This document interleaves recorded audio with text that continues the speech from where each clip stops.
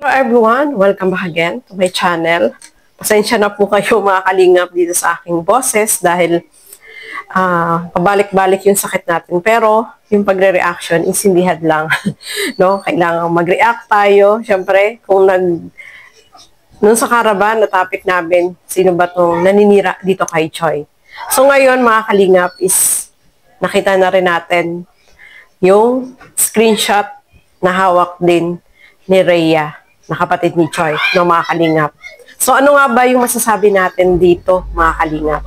Pero bago natin simulan yan, huwag niyo po munang kakalimutan mag-subscribe. Bali Santos Matubang, Kalingap Rob at Edna Vlogs, at ang inyong lingkod, Gandang Emmy. Sa mga hindi pa po nakapag-subscribe, please subscribe and please hit the notification bell para lagi po kayong updated sa aking mga ina-upload na mga reaction video.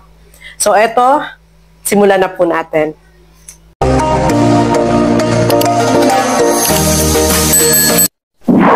So ano nga ba yung masasabi natin? At nabasa din natin yung screenshot na kumalat na siya.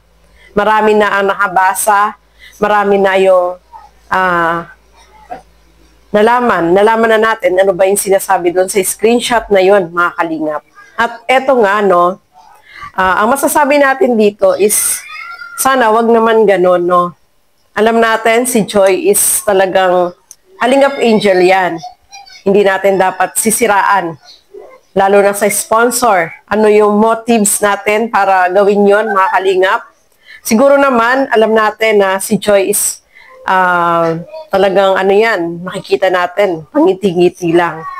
Yung sasabihin nung naninira sa kanya na may attitude na si Choi, sa tingin ko, galit lang ba siya? O baka naiinggit siya kay Choi? O dahil wala na siyang pakinabang kay Choi, kaya niya sinabi yun. Gusto niya siraan dun sa sa sponsor ng mga kalingap. At nabanggit niya rin doon about dun sa pagkain na sinabi niya doon na ayaw daw ni Choi na sumama doon, kumain. Kailangan ba sabihin natin sa sponsor ang ganon? Kailangan ba natin siraan si Choi? Dapat pinoprotektahan natin si Choi, no, mga kalingap. Hindi yung sisiraan natin ano yung gusto niya iparating dun sa sponsor, no, mga kalingap. Hindi naman po tama yun. Kasi alam naman natin si Choi is mabait yan. Hindi naman ganyan yung attitude niya, no, mga kalingap.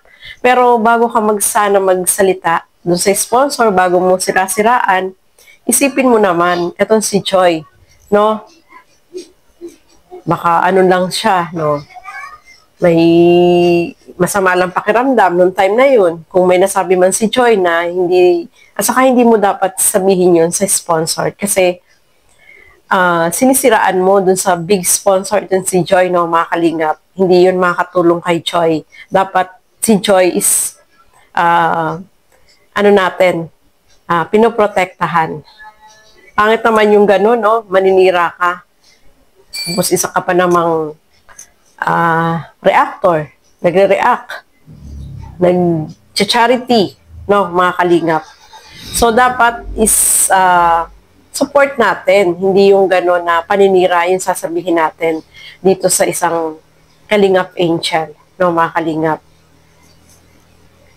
Dapat supportahan lang natin.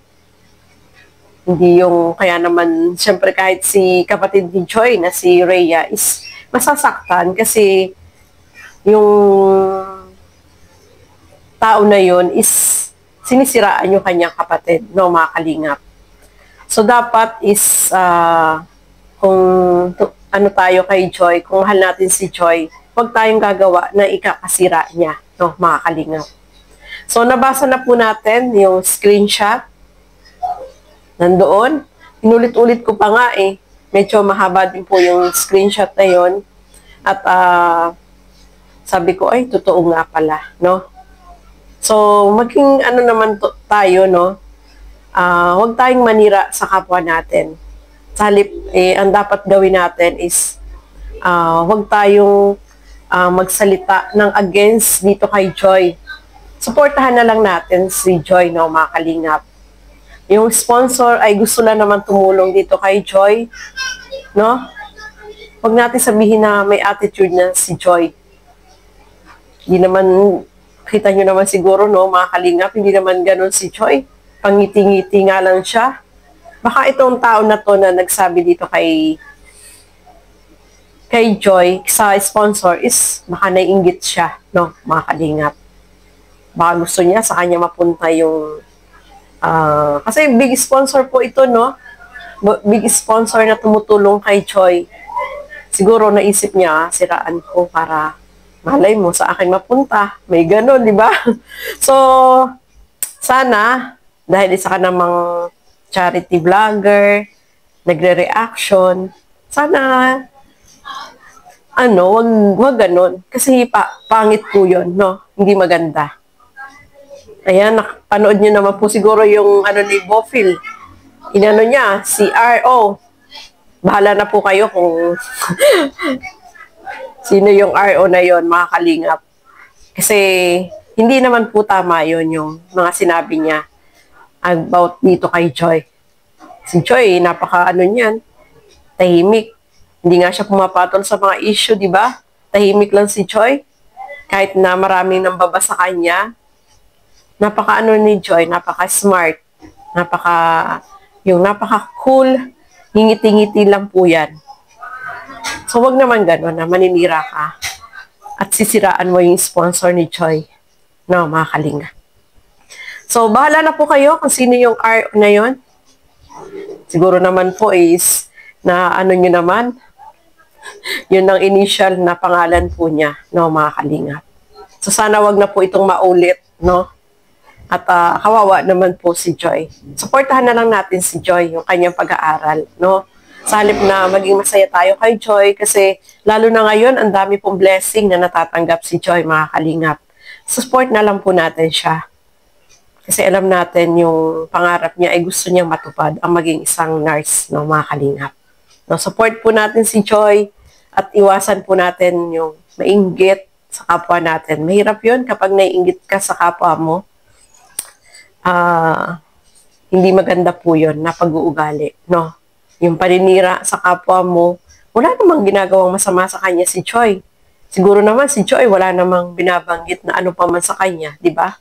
So, huwag po tayong manira, no, mga kalingap. So, ayan po, no, maraming salamat po sa inyong walang sawang panonood at pagsuporta dito sa aking mga ginagawang reaction video. Hanggang dito na lamang po muna. Keep safe everyone, lalo na po ngayon, lagi nag-uulan at init ulan. Yan talaga nakakapagpasakit, no? Ako ay ilang araw nang may yung lagnat ko pabalik-balik, nawawala. Tapos kinagabihan, lalagnatin na naman ako. Hirap po, no, mga kalingap. Kaya ingat din po tayo, lalo na sa panahon ngayon. So hanggang dito na lamang po muna. Maraming salamat po. At hanggang sa muli, keep safe everyone. Thank you for watching. Mabuhay po tayo lahat. Bye-bye.